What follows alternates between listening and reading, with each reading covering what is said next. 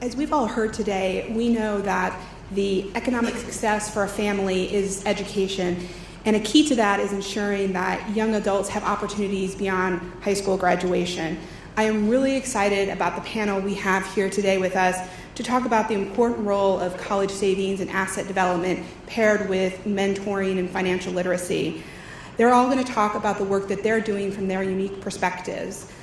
We have Leigh Tivol, who is CFED's Director of Savings and Financial Security. Leigh has spent her entire career in asset building field with more than 15 years of policy and program experience.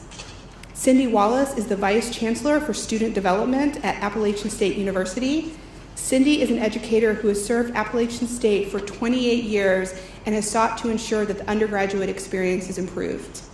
Jocelyn Stewart directs community relations efforts for Barclaycard US. Since the company's founding in 2000, she has developed community strategy and managed Barclay's volunteer and financial resources to achieve Barclay's community goals. And we have Emily Bouck, who is a legislative aide to Senator Marco Rubio. As legislative aide, she is responsible for advising the senator on key policies and legislation concerning education, while also working to promote policy initiatives like the American Dream Accounts Act. Leigh, do you want to start us off? Thanks, Melanie. We're delighted to be here. As you heard from Andrea, CFED has been part of this field since really it's the very beginning of the child savings field, and we're truly honored to be participating now in some of the emerging efforts that are going on across the country. I've been asked today to kind of offer a little bit of a description of the landscape of child and college savings initiatives that are emerging around the nation. You know, this is an idea that was first pioneered, as Andrea said, nearly 10 years ago in our first national demonstration of kids accounts. And since then, our friends in San Francisco have truly led the way in pioneering this kind of work at much larger scale.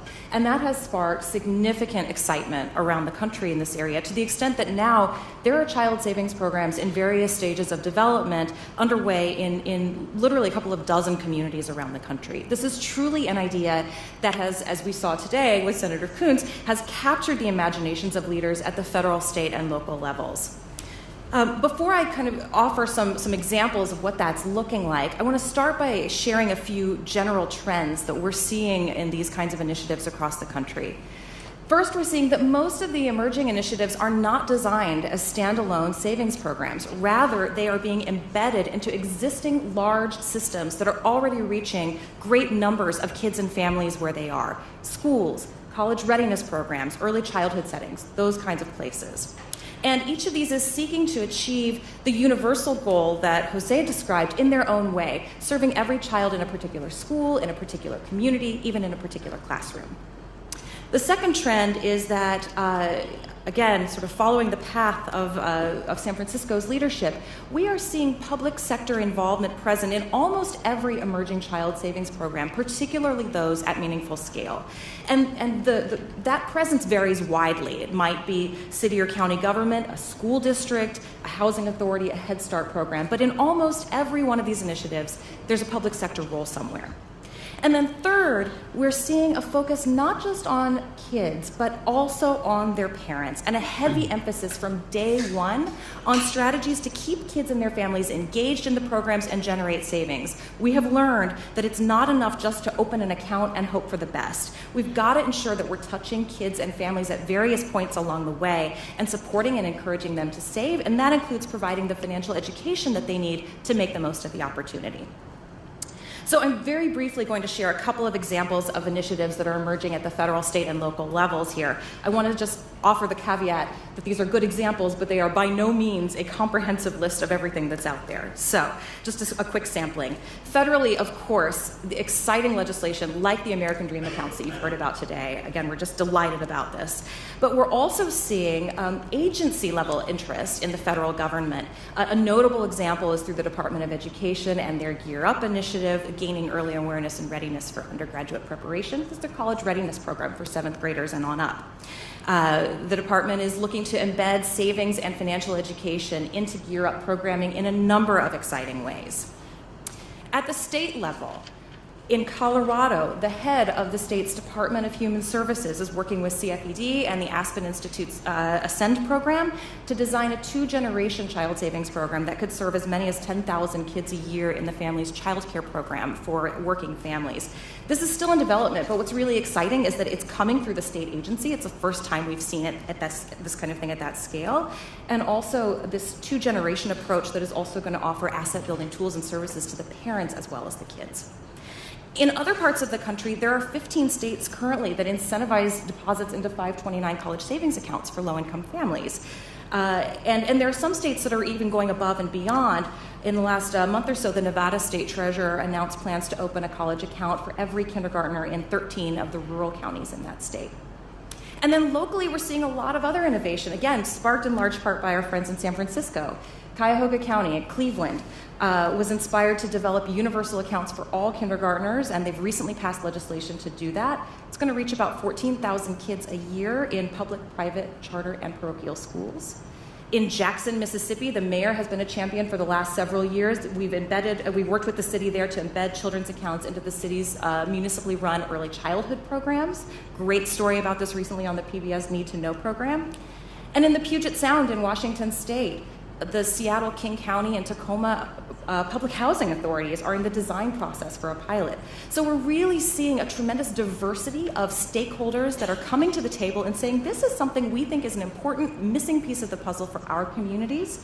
Again, I'm barely scratching the surface of what's happening across the country, but this is a sort of a first taste for you of the growing momentum in the field nationally.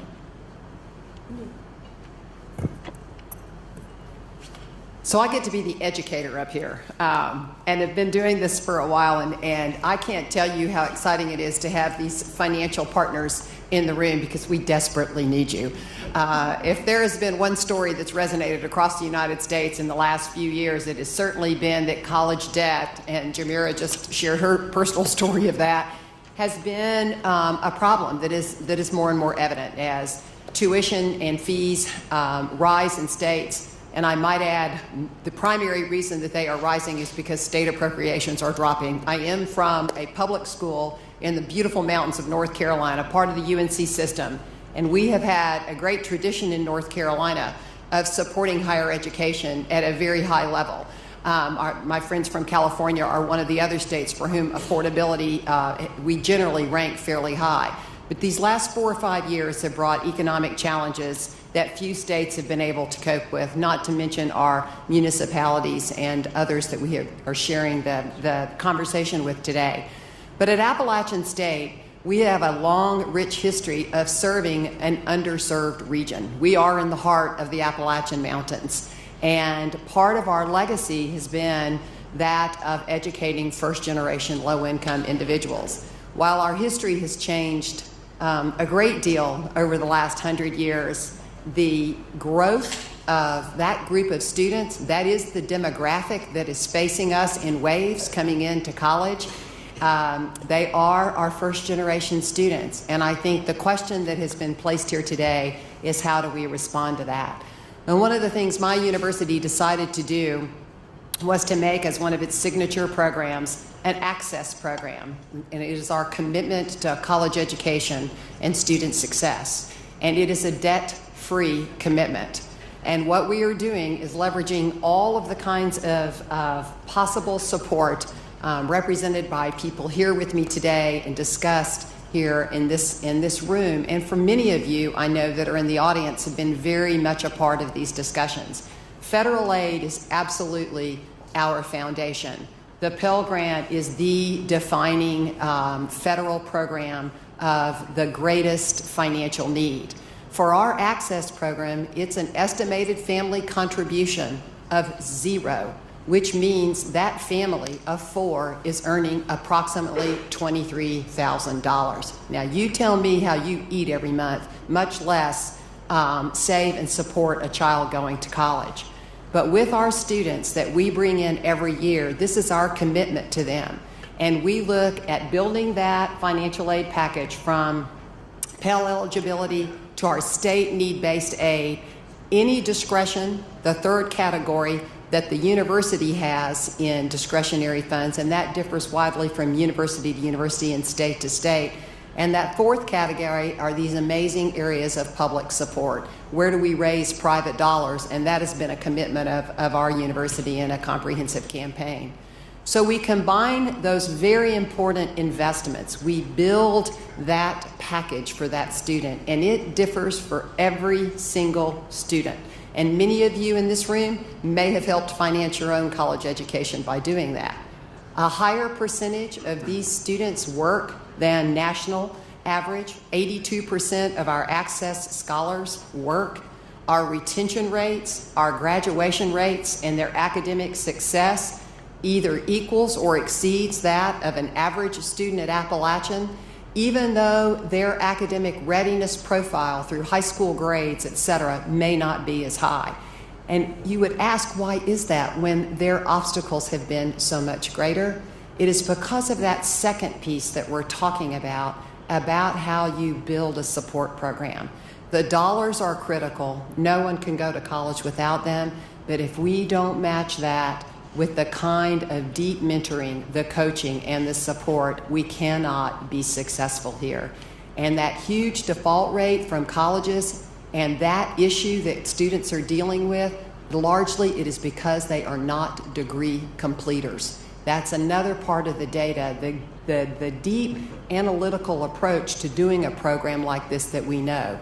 As Leigh just said, we stand on the shoulders of our Gear Up colleagues. We were one of the first Gear Up grant universities in the United States. We've been part of TRIO education since the 70s and part of our great society that said we must extend the option of higher education to those that have not been afforded that luxury. Because back then it was more like a luxury, and as you've discussed today, it's a reality for all of us. You can call it selfish or you can call it altruistic, but unless we meet this need, indeed our communities and our nation will suffer. So we build in the deep mentoring and the coaching. We hire grad students to be mentors that meet with each one of our access students every single week. They help pay their way through college, again, extending that circle that does so much good. It is wonderful. Jameer will be twice as powerful with a college freshman as perhaps some of us elder individuals or more experienced folk in the room. Because of that relational place, I've walked in your shoes. I fought that struggle. I have found a way to be ready for that test. But why do we need so much more support here? And I think it is, even with the kind of financial support that we are bringing to bear every year, in squeezing every possibility out of federal and state dollars, discretionary funds, and finding amazing private partners every year for whom this is a priority, there are incidental costs along the way that are very hard for these students to find the money for. It is critical that we help them along that path. They don't have a safety net. They cannot email their parents and ask for additional funds. And I think that our data and that deep place that we should all go in terms of accountability, of showing how these programs work, I think that's that transformative place that's wonderful for me to get to work every day. I will end because we have this little, we've got those little signs up here in the front. But as we, part of the thing that I think we have to pay attention to that is going to be critical with this savings account notion, there are some key federal policies that need to change. And in building a financial aid package for a student, currently you are penalized if there is any money out there that has to count towards your family's statement. The FAFSA is a bear. We're trying to help with that process.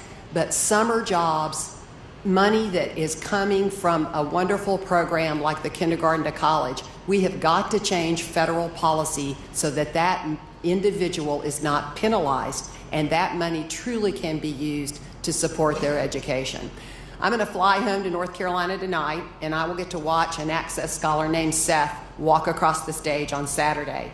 Seth has come from a family that has absolutely no ability to help him.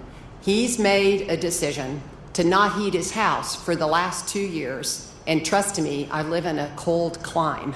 The average temperature in the winter is in the 20s and the 30s, and we get a lot of snow. So Seth went without heat in order to maximize his access dollars. He is going to graduate with a double degree in sustainable development and supply chain management. He has a fabulous job at 23, having worked every single week of his life to get through college. He will have the first financial security he has ever had.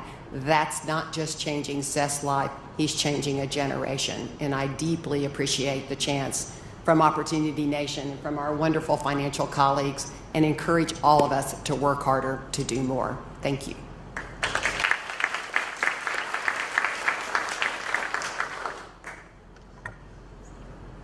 So I'm from Barclays, and we are new kids on the block in this arena. We've actually been talking to Senator Chris Coons for years about this, but really weren't in a place where we thought we could actually help the way we wanted to.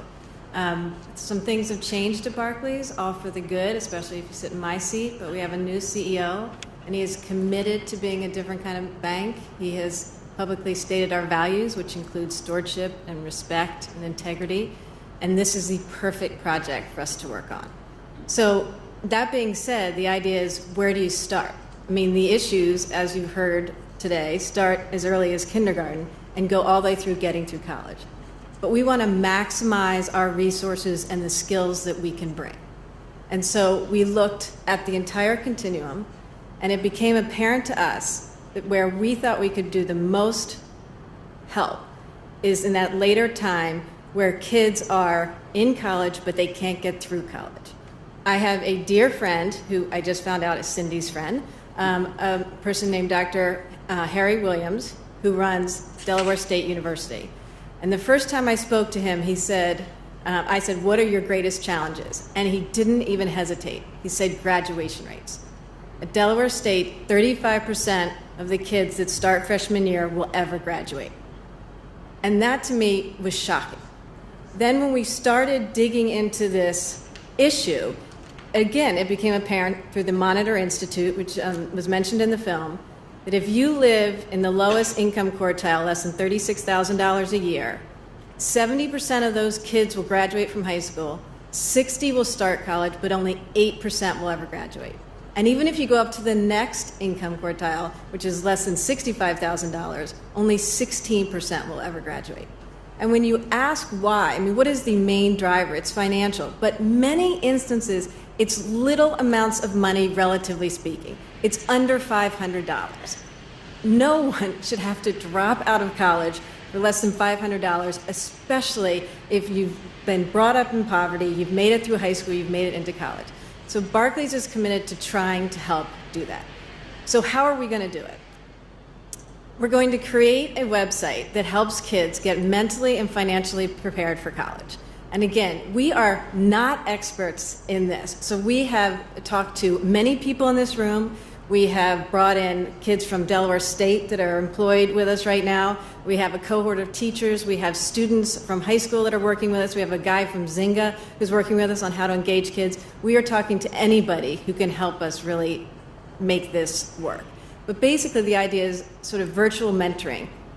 To your point, Cindy, it's really, kids talking to kids. So can I get kids that are being successful, getting through college, going back and talking to kids in high school? How did you do it? Where are the tricks? What made it work for you? How did you get financial aid? Really just helping to guide each other through the process. So that's the first piece of it. It'll also have goal setting, but we're not going to be big content drivers. We will send people to other websites. There are fabulous websites out there, but most of it is adults pushing information on kids. So if we can get kids talking to kids about how the successful ones are doing it, we hope that we can really make a difference there. And then creating a savings product. Again, we are trying to do this on a national level, so we don't have all the resources that's going on in San Francisco. But again, really rewarding people for good saving behavior. So there'll be incentives when you save, 6 months in a row. There'll be incentives if you don't take withdrawals. There'll be incentives if you hang in there for 2 years. Again, all sorts of financial incentives to get these people engaged in saving not huge amounts of money. We're talking about goals of like $250 to $400, that sort of thing. And we'll also offer a 529 on there. It won't be a Barclays product. We don't have one, but we are really hoping this